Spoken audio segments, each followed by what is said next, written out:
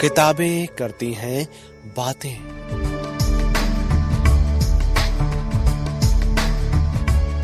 आवाज की तरंगों पर मेहनतकश जनता का साहित्य।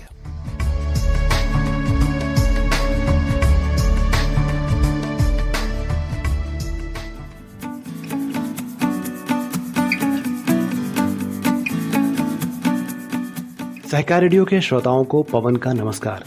साथियों, किताबें करती हैं बातें कार्यक्रम में इन दिनों आप सुन रहे हैं राहुल सांकृत्यायन की प्रसिद्ध पुस्तक तुम्हारी क्षय की ऑडियो रिकॉर्डिंग। इसे प्रकाशित किया है राहुल फाउंडेशन लखनऊ ने।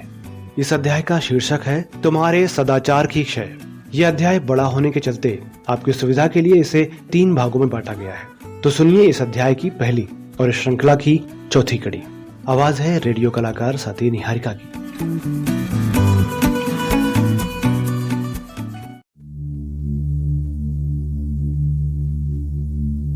व्यभिचार।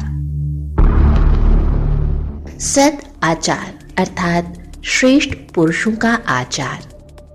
श्रेष्ठ किसे कहते हैं? क्या श्रेष्ठ की कोटि में उन गरीब की गिनती हो सकती है जो ईमानदारी से की गई अपनी कमाई को खाने का हक ना रखकर दाने ताने को मोहताज है? नहीं, श्रेष्ठ से मतलब है पुराने नए राजा, राज ऋषि, बड़े बड़े राजाओं के पुरोहित और गुरु ऋषि मुनि, जिन्होंने की सदाचार प्रतिपादक शास्त्र और स्मृतियां बनाई हैं। श्रेष्ठ से मतलब है पीर पैगंबर मूसा दाऊद से, जो कि खुद राजा या शासक थे अथवा किसी दूसरे तरीके से बहुत सा जन धन के स्वामी बन गए थे। ऐसे श्रेष्ठ पुरुषों का चाल व्यवहार तो दुनिया का सदाचार बना हुआ है। उनके सदाचार भी एक तरह के नहीं हैं। कहीं 16-16 हजार स्त्रियां कृष्ण और दशरथ जैसे सदाचारियों के यहाँ बतलाई जाती हैं। सुलेमान, दाऊद और दूसरे सामीय पैगंबर भी इस बारे में बहुत उदार थे। आज भी हमारे यहाँ वाजिद अली शाहों की कमी नहीं है। अभी हाल ही में एक महाराजा मरे हैं जो कि इस बारे में दूसरे वाजिद अली शाह थे। सच तो यह है कि यदि धनिक ही हमारे सदाचार की आदर्श मानी जाए तो ऐसे सदाचार का तो ना होना ही भला है। एक पुरुष एक स्त्री के रहते 2-2, 4-4 और अधिक विवाह भी कर सकता है, तो भी हिंदू और इस्लाम धर्म के अनुसार उसके सदाचारी होने में कोई शंका नहीं उठ सकती। लेकिन इन धर्मों के अनुसार इसी स्वतंत्रता को लेकर यदि कोई स्त्री एक साथ 2 पति रखे तो वह दुराचार हो जाएगा। आखिर दुनिया में ऐसे भी देश है जहाँ एक स्त्री का एक साथ कई पति रखना जरा भी अनुचित नहीं समझा जाता। तिब्बत में तो यह आम प्रथा है। वहाँ शायद ही कोई स्त्री मिलेगी जिसके अनेक पति ना हो, और यह बात तो हमारे पुराने इतिहास में भी मिलती है। 5 पति रखने पर भी द्रौपदी भारत की प्रातः स्मरणीय 5 कन्याओं में से थी। आखिर इसमें सदाचार है क्या? बहुत से देश हैं जहाँ पुराने समय से आज तक बहुपति विवाह, बहुपत्नी विवाह विहित समझा गया है, और बहुत सी ऐसे देश हैं जहां बहुपत्नी विवाह को उतना ही अनुचित समझा जाता है जितना कि बहुपति विवाह को। यूरोप, अमेरिका, जापान ऐसे ही देशों में हैं। न्याय की दृष्टि से देखने पर तो यह साफ मालूम पड़ता है कि यदि एक स्त्री के अनेक पति होना खराब है तो एक पुरुष की अनेक पत्नियां होना भी उतना ही खराब है।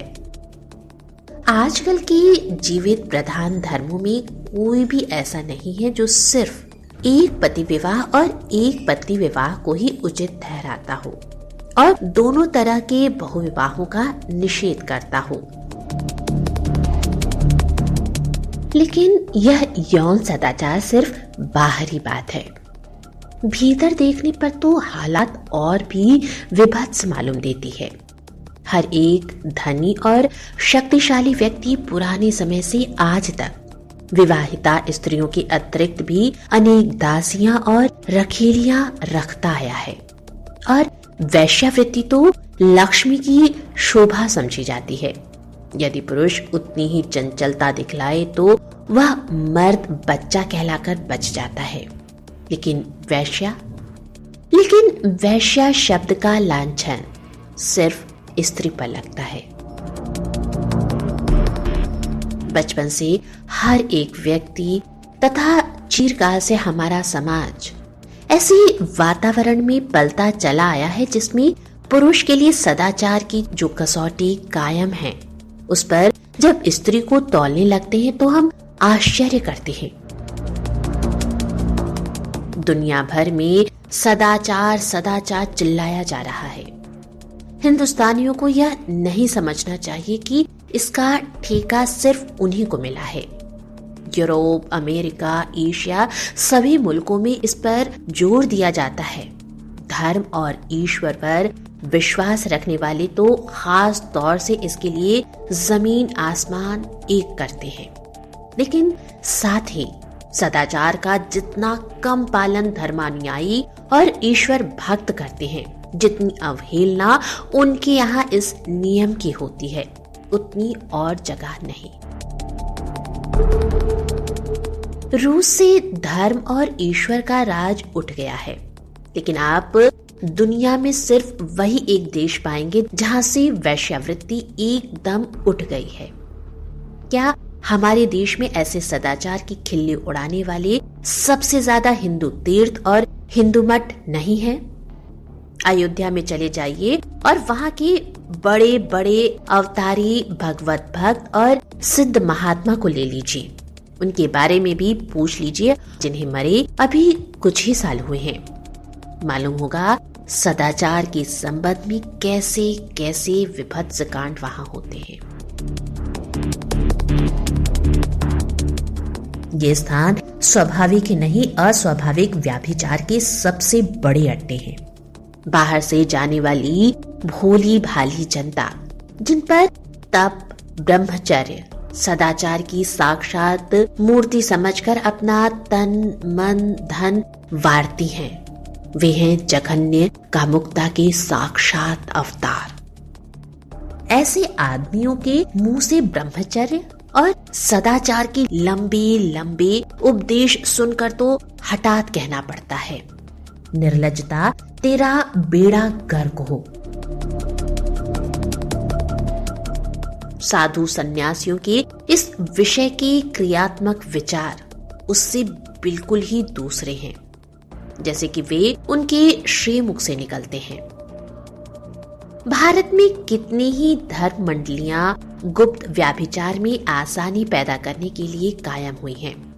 कितने ही भगवत भवन और भजनाश्रम लोगों की आंखों में धूल झोंकने को स्थापित हुए हैं। चाहे युक्त प्रांत में घूमिए, चाहे गुजरात में, चाहे पंजाब को देखिए, चाहे बंगाल को, चाहे नेपाल को जाइए, चाहे मद्रास को, सभी के घर में मिट्टी का चूल्हा है। सभी नागनाथ सापनाथ बराबर हैं। सदाचार में जो जितना ही पतित है, वह उतना ही अधिक सुंदर लच्छेदार शब्दों में उस पर व्याख्यान दे सकता है। नगरों और देशों के दृष्टांत देने की आवश्यकता नहीं। जहां आप हैं वहीं घरों और चार दीवारियों के भीतर सभ्यता और दिखावे की बाहरी लिबास को हटा कर देखिए। आपको मालूम होगा कि ब्रह्मचर्य और सदाचार के नियम जितने ही कड़े बनाए गए हैं, उतनी ही आसानी से उन्हें तोड़ा जाता है।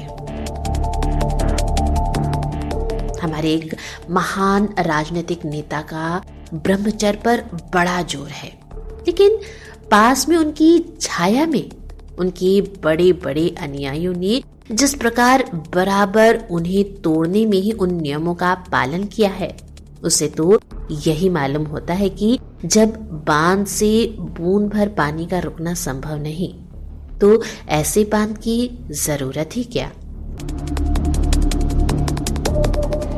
सदाचार के संबंध में दरअसल मानसी अनियत वचसी अनियत का पक्का अनुयायी हमारा समाज दिख पड़ता है। भीतर की सारी पोल को देखते हुए कितनी तन्मयता के साथ हम आपस में इसकी धार्मिक चर्चा करते हैं, उस वक्त मालूम होता है कि हमारे समाज में कोई उसकी अवहेलना करने वाला है ही नहीं, या हम किसी दूसरे जगत में बैठकर वार्तालाप कर रहे हैं। निश्चय ही हम लोग जब वास्तविक स्थिति पर विचार करते हैं तब मालूम होता है कि हमारे समाज में ब्रह्मचर्य और सदाचार एक भारी ढकोसले से बढ़कर कोई महत्व नहीं रखता। ताज्जुब होता है कि हजारों वर्षों से हमारे समाज में ऐसी आत्मवंचना का धुआंधार प्रचार करके कौन सा लाभ समझा है। मर्ज बढ़ता गया ज्यों-ज्यों दवा की के अनुसार, बल्कि जितनी ही शताब्दियां बीतती गई उतनी ही हमारे सदाचार का तल नीचे गिरता गया। परिमाण में नहीं, उसमें तो देश काल भेद से कोई अंतर नहीं पड़ा। हाँ, जुगुप्सित प्रक्रिया में। जिन देशों में स्त्रैण संबंध पर हल्के नियंत्रण रखे गए हैं, वहां के लोग इस विषय में ज्यादा अनुकरणीय आचरण रखते हैं। नियमों और निर्बंधों की अधिकता सिर्फ दूसरों की आंखों में धूल झोंकने के लिए हमें अधिक निपुण बनाने में सफल हुई है। रोमन कैथोलिक जैसे कितने ही धर्म ऐसे अपराधों की स्वीकृति के लिए बहुत जोर देते हैं। वहां गृहस्थ, स्त्री पुरुष, साधु साधुनी किसी माननीय व्यक्ति के सामने समय समय पर अपने अपराधों को स्वीकार करते हैं। शायद यह प्रथा इसलिए चलाई गई कि बीती ताही बिसारी दे आगे की सुधि लिए। लेकिन परिणाम क्या होता है? पहले 1-2 बार अपराध स्वीकृति में थोड़ा सा संकोच होता है, वह भी पीछे जाता रहता है। मानस शास्त्रवेत्ता ठीक कहते हैं कि अपूर्ण स्त्रैण इच्छाएं और भी उग्र रूप धारण कर मनुष्य के अंत स्थल में मौके की ताक में पड़ी रहती है। धर्मों ने सबसे ज्यादा जोर जिस पर दिया है उसकी इस प्रकार से सार्वदेशिक, सार्वकालिक, सार्वजनीन अवहेलना देखकर तो यही कहना पड़ता है कि इस ढोंग, इस बकवास से फायदा क्या। हमारे देश के एक बड़े आदमी हैं। धर्म पर वह अपनी बड़ी भारी अनुरक्ति दिखलाते हैं। भगवान का नाम लेते लेते गदगद होकर नाचने लगते हैं और ऐसे प्रदर्शन में काफी रुपया खर्च करते रहते हैं। उनकी हालत यह है कि जिस वक्त बड़े वेतन वाले पद पर थे तब कभी रिश्वत बिना लिए नहीं छोड़ते थे, और स्त्रियों के संबंध में तो मानो कभी नियमों को तोड़ देने के लिए भगवान की ओर से उन्हें आज्ञा मिली है। एक प्रातः स्मरणीय राजर्षि को मरे अभी बहुत दिन नहीं हुए हैं। उनकी भगवत भक्ति अपूर्व थी। सवेरे ईश्वर भक्ति पर एक पद बनाए बिना वह चारपाई से उठते न थे और पूजा पाठ में उनके घंटों बीत जाते थे। लेकिन दूसरी ओर हाल यह था कि अपने नगर और राज्य में जहां किसी सुंदरी का जैसे ही पता लगा कि जैसे हो उसे मंगवा कर ही छोड़ते थे। एक तरुण विधवा रानी थी। उनके पास बड़ी भारी जायदाद थी। एक बड़े तीर्थ में भगवत चरणों में लवलीन हो अपना दिन काटती थी। धार्मिक उत्सव, पूजा पाठ में खुलकर रुपया खर्च करती ही थी। साथ ही उनके यहाँ बहुत से विद्यार्थियों को भी रखकर भोजन दिया जाता था। रानी साहिबा अपनी आंखों से देखकर विद्यार्थी को भर्ती होने देती थी और तरुण विद्यार्थी रात रात भर पार्थिव पूजा में उनकी सहायता करते थे। अत्यंत वृद्धा होने पर भी उनकी अपार काम पिपासा में कोई अंतर नहीं आया। एक बड़े भारी हिंदू धर्म के नेता और विष्णु के साक्षात अवतार महात्मा की बात है। उन्होंने हिंदू धर्म के प्रचार और रक्षा के लिए बहुत विशाल आयोजन किया। उसमें भारत के बड़े बड़े राजा, सेठ, साहूकार शामिल थे। धार्मिक जगत में जितनी उनकी धाक रही उतनी कम ही किसी की होगी, लेकिन उनकी भीतरी लीला को देखिए तो मालूम होगा कि रास लीला करने के लिए साक्षात कन्हैया ही अवतार लेकर चले आए हैं। सुंदरी विधवाओं पर उनका खास तौर से अनुराग रहता है।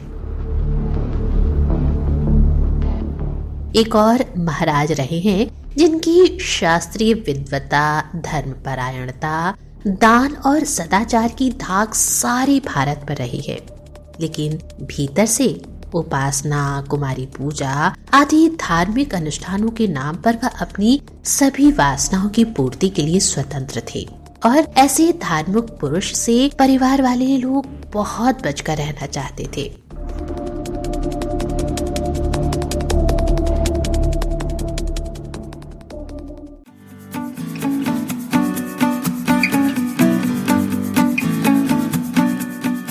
तो श्रोताओं, अभी आप सुन रहे थे सहकार रेडियो पर किताबें करती हैं बातें।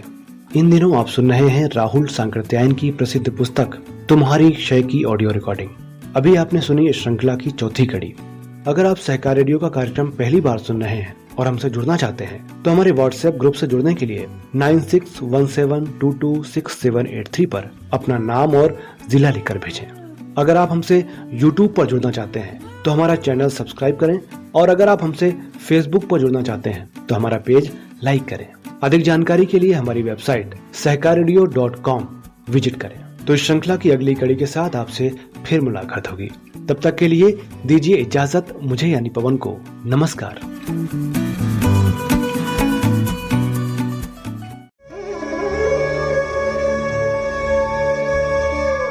किताबें करती हैं बातें।